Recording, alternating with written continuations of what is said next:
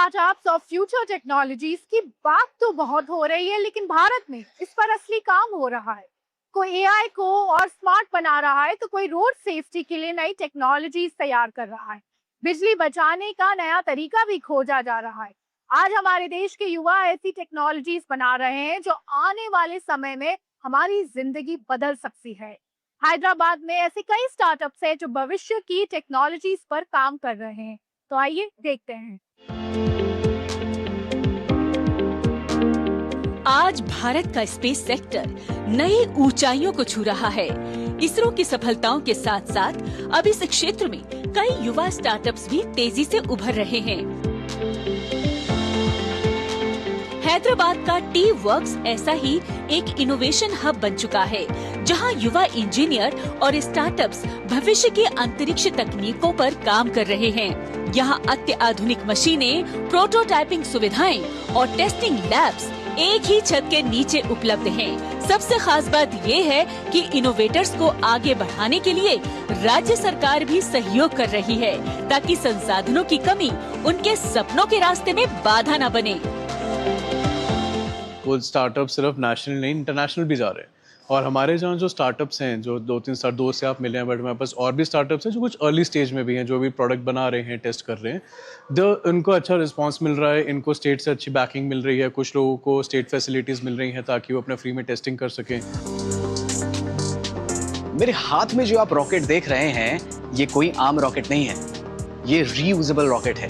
ये रॉकेट बड़ी ही आसानी से कई सारी सैटेलाइट्स को एक साथ स्पेस में बड़े आराम से भेज सकती हैं। जहां पर विदेशी कंपनियां यही काम बहुत सारे पैसे लेकर करती हैं, आने वाले समय में भारत में यही काम कम दाम में होगा। तो चलिए समझते हैं इसके पीछे कौन सी टेक्नोलॉजी लगी है।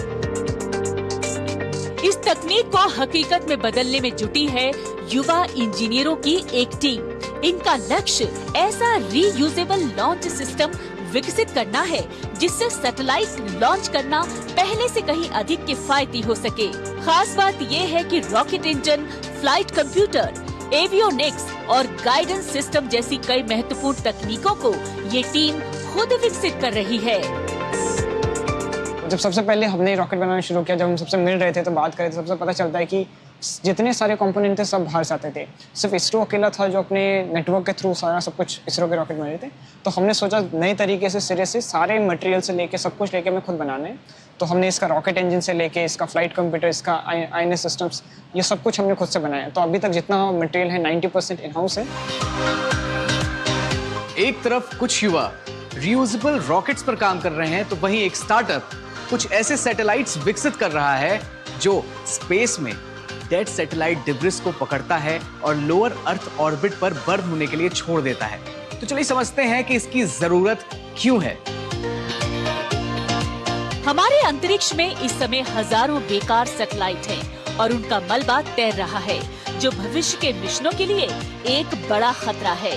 इस गंभीर चुनौती से निपटने के लिए यहाँ एक टीम एक बेहद खास सैटेलाइट सिस्टम बना रही है, जो अंतरिक्ष को सुरक्षित रखेगा। ये अंतरिक्ष के लिए क्यों जरूरी है, ये समझिए इस प्रोजेक्ट से जुड़ी युवा इंजीनियर से। जैसे डेड सैटेलाइट्स हो गए, उनके छोटे छोटे टुकड़े हो गए, और रॉकेट बॉडीज के अपर स्टेजेस हो गए, तो ये सब स्पेस में ट्रैफिक क्रिएट कर रहा है। तो इनका निकालना इतना ज़रूरी है, क्योंकि अगर एक छोटा सा बुलेट साइज जितना भी अगर ऑब्जेक्ट आपके सैटेलाइट पे लग गया, तो आपका पूरा सैटेलाइट डिस्ट्रॉय हो सकता है।